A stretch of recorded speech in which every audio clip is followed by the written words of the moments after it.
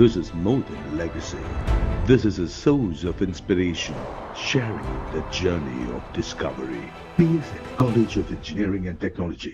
இந்த தீர்ப்பின் வழியாக நம்ம தெரிந்து கொள்வது என்ன? எந்த ஒரு கேஸ்லயுமே தீர்ப்பு வெளியாகும் போது இன்ஃபரன்ஸ் அப்படின்னு நம்ம சொல்லுவோம். என்ன அப்சர்வ் பண்றோம் நம்ம அந்த தீர்ப்புல இருந்து அப்படின்னு சொல்லுவோம். இந்த தீர்ப்பின் வாயிலாக நம்ம தெரிந்து கொள்வது என்ன? அதே போல 12 மணிக்கு தண்டனை விவரங்கள் வெளியாகும் அப்படின்னு சொல்லியிருக்காங்க. அது குறித்த தகவலும் என்ன?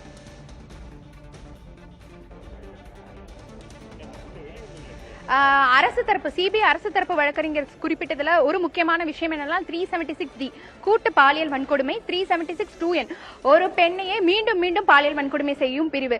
இந்த பிரிவு ரொம்ப முக்கியமான பிரிவு. இந்த பிரிவுக்கு பாத்தீங்கன்னா அதிகபட்சமாக சாகும் வரை ஆயுள் தண்டனை என்பதையும் அவர் குறிப்பிட்டார் வழங்கப்பட வேண்டும். அதேதான் அரசு தரப்பு வாதமும் முன்வைத்துள்ளனர். தற்போது 9 பேரும் குற்றவாளி என மகிழா நீதிமன்றம் தீர்ப்பு வழங்கியுள்ளது.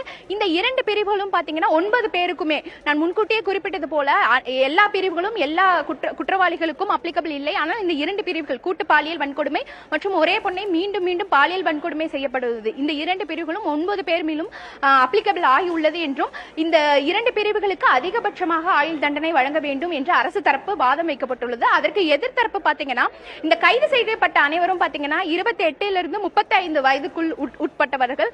அந்த வயது மற்றும் இதில் சில நபர்கள் திருமணமானவர்கள் என்ற 2 விஷயங்களையும் அவங்க எதிர்த்தரப்புல குறிப்பிட்டிருக்காங்க. அதனால தன் தண்டனையை குறைக்க வேண்டும் என்ற வாதத்தை முன்வைத்துள்ளனர். ஆனால் இது போன்ற மிக தீவிரமான வழக்குகளில் இந்த 2 விஷயங்களை கருத்தில் கொள்ளக்கூடாது என்றும் அதிகபட்ச தண்டனை வழங்க வேண்டும். இந்த வழக்கில் தரப்படும் தண்டனை என்பது அடுத்த இது போன்ற சம்பவங்கள் நடைபெறாமல் தடுப்பதற்கான ஒரு முன்னுதாரணமாக வழங்க வேண்டும் என்று அரசு தரப்பில் வாதத்தை முன்வைத்துள்ளதையும் அவர் குறிப்பிட்டிருந்தார். அதனால் இது நாம் முன்னாடியே எதிர்பார்த்ததுதான். இந்த கிட்டத்தட்ட பாத்தீங்கன்னா 13க்கும் மேற்பட்ட பிரிவுகளில் ஒவ்வொரு நபர் மீதும் பதிவு செய்யப்பட்டுள்ளது. அதில் இந்த 2 பிரிவுகள் ரொம்ப முக்கியமான பிரிவுகள். இந்த 2 பிரிவுகளை முன்வைத்துதான் தற்போது அரசு தரப்பு வாதங்கள் முழுவதுமாக இருந்துள்ளது. அடுத்ததாக பாத்தீங்கன்னா இந்த 12 மணிக்கு தண்டனை விவரம் என்பது ஒவ்வொருவரும் என்னென்ன தண்டனை விவரம் என்றது குறித்து அறிவிக்கப்படும். அதில் குறிப்பாக இந்த 2 பிரிவுகளை முன்வைத்துதான் தண்டனை விவரம் அறிவிக்கப்படும் என எதிர்பார்க்கப்படுகிறது. இன்னும் அவர் குறிப்பிட்டது போல 12 மணிக்கு இந்த தண்டனை விவரம் வெளியாகும். திலகவதி, முக்கியமான விஷயங்கள் சொல்லியிருக்கிறீங்க ஐஸ்வர்யா. கூட்டு பாலியல் வன்கொடுமை, ஒரே பெண்ணை மீண்டும் மீண்டும் பாலியல் வன்கொடுமைக்கு உட்படுத்துவது, இந்த 2 பிரிவுகளும் இந்த 9 பேருக்கும் பொருந்தி அவர்கள் 9 பேரும் குற்றவாளிகள் என்பது நிரூபிக்கப்பட்டிருக்கிறதாக சொல்லியிருக்கிறீங்க. இதுல அரசு தரப்பு வழக்கறிஞர் சொன்ன இன்னொரு விஷயம், ஏன்னா இந்த 9 பேரும் குற்றத்தின் அவர்களுடைய தண்டனையை குறைத்து கொடுக்குமாறு கோரியிருக்கிறார்கள் அப்படின்னு அவர் சொல்லியிருந்தாரு. சாகும் வரை ஆயுள் தண்டனை அரசு தரப்பிலிருந்து கோரப்பட்டாலும் குற்றம் சுமத்தப்பட்டவர்கள் குற்றவாளிகள் தரப்பிலிருந்து சொல்லப்படக்கூடியது இளம் வயதினராக இருக்கிறார்கள், திருமணமாகாதவர்கள், இன்னும் அவங்களுக்கு ஃபியூச்சர் இருக்கு, அதே போல பெற்றோர்கள் வயதானவர்களாக இருக்கிறார்கள். இந்த லிவரேஜின் அடிப்படையில தண்டனையை குறைத்து வழங்க வேண்டும் என்பதாக அவர்கள் கோரிக்கை வைத்திருக்கிறார்கள் அப்படின்னு சொல்லியிருந்தாங்க. ஆனா இந்த வழக்கினுடைய தீவிரத்தன்மை கருதி அதை நீதிபதி புறந்தள்ளுவதற்கான வாய்ப்பு அதிகமாக இருக்கிறதா, இல்ல சட்டத்தில் அனைவரும் சட்டத்தை பயன்படுத்தக்கூடிய அளவில் தான் நம்மளுடைய சட்டம் அமைக்கப்பட்டிருக்கிறது, அந்த வகையில அவங்களுக்கான வாய்ப்பும் இருக்கிறதா? நீ அடுத்த கட்டம் அவங்க அப்பீல் போவாங்க, ஹைகோர்ட், சுப்ரீம் கோர்ட், இது போன்ற அப்பீல் பண்ணக்கூடிய வாய்ப்புகள் அவங்களுக்கு இருக்கிறதா?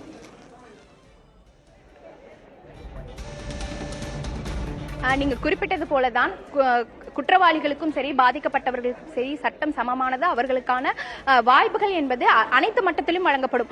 மாவட்ட நீதிமன்றங்கள், உயர் நீதிமன்றங்கள், உச்ச நீதிமன்றங்களில் வாய்ப்புகள் வழங்கப்படும். நாம் முன்கூட்டியே குறிப்பிட்டிருந்தோம், இந்த வழக்கை பொறுத்தவரைக்கும் மிக தீவிரமான வழக்கு. இந்த வழக்கு மற்ற வழக்குகளாம் முன்னுதாரணம் என்றது ஒரு கருத்தில் சொல்லலாம். அதாவது இந்த டிஜிட்டல் வேர்ல்டு இப்பங்கிறது பாத்தீங்கன்னா ரொம்ப டிஜிட்டல் வேர்ல்டு ஆயிடுச்சு. இந்த வழக்கை பொறுத்தவரைக்கும் இதோட முக்கியமானது அந்த பெண்களை எல்லாம் வீடியோ எடுத்து மிரட்டி மீண்டும் மீண்டும் பாலியல் வன்கொடுமை செய்ததால் தற்போது குற்றம் நிரூபிக்கப்பட்டது. அவர்கள் குற்றவாளியும் என நீதிமன்றம் தீர்ப்பு அளிக்கப்பட்டது. அந்த டிஜிட்டல் வேர்ல்டில் இருக்கும்போது பெண்கள் அந்த தொழில்நுட்ப ரீதியான பாலியல் வன்கொடுமைக்கு உள்ளாக்கும் போது அவர்களுக்கு சட்டம் உறுதுணையாக இருக்கிறது. அதை பாதுகாக்கிறதுக்கும், பெண்களை பாதுகாப்பதற்கும், பெண்களின் கண்ணியத்தை பாதுகாப்பதற்கும் சட்டம் அனைத்து வகையிலும் இருக்கு என்பதற்கு தான் இந்த வழக்கு ஆரம்பத்திலிருந்தே பதிவு செய்யப்பட்டு வந்தது. அந்த அடிப்படையில் இந்த தீர்ப்பையும் நம்ம பார்க்கலாம். அனைவரும் அந்த பிரிவுகளின் கீழ் குற்றவாளிகளும் என நிரூபிக்கப்பட்டுள்ளனர். ஆனால் அதே சமயம் இது ஒரு வழக்கமான நடைமுறை. ஒரு முக்கியமான வழக்குல அவர்கள் குற்றவாளி என அறிவிக்கப்பட்டவுடன் அந்த எதிர்த்தரப்பில் கேட்பார்கள் அதிகபட்ச தண்டனை, அதாவது அந்த பிரிவுகள்ல நான் குறிப்பிட்டது போல என்ன பிரிவுகள்ல வந்து உங்க மேல சார்ஜ் போட்டிருக்கு. இப்ப 376D கூட்டு பாலியல் வன்கொடுமை, ஒரே பெண்ணை மீண்டும் மீண்டும் பாலியல் வன்கொடுமை, இந்த 2 பிரிவுகள்ல உங்களுக்கு அதிகபட்ச தண்டனை வழங்கலாம், நீங்க என்ன சொல்றீங்க அப்படிங்கிறது வந்து வழக்கமான ஒரு நடைமுறை. அதற்கு அவர்கள் தரப்பில் வழக்கமாக வைக்கக்கூடிய ஒரு விஷயம் தான் இதுலயும். அவர்களுடைய வயதாகட்டும், திருமணத்தும் மற்றும் பெற்றோர்களை பாதுகாக்க வேண்டும் என்ற இந்த கோரிக்கைகளும் வழக்கமாக வைக்க நடைமுறை தான். ஆனால் அரசு தரப்பு வழக்கறிஞர் சொன்னதை நம்ம இங்க உன்னிப்பா கவனிக்கணும். என்னென்றால் இது போன்ற சென்சிட்டிவ் வழக்குகளை, ஒரு முன்னுதாரணமாக இருக்கும் வழக்குகளை, பெண்கள் பாதுகாப்பை முன்னிறுத்தும் இது போன்ற வழக்குகளை இதை கருத்தில் கொள்ளக்கூடாது. இவர்களுக்கு வழங்கப்படும் அந்த தண்டனை வந்து மற்ற இனிமேல் இந்த சம்பவம் நிச்சயமாக ஐஸ்வர்யா நீங்க இணைப்பிலே தொடருங்க. This is more than a legacy. This is a source of inspiration, sharing the journey of discovery. PSN College of Engineering and Technology.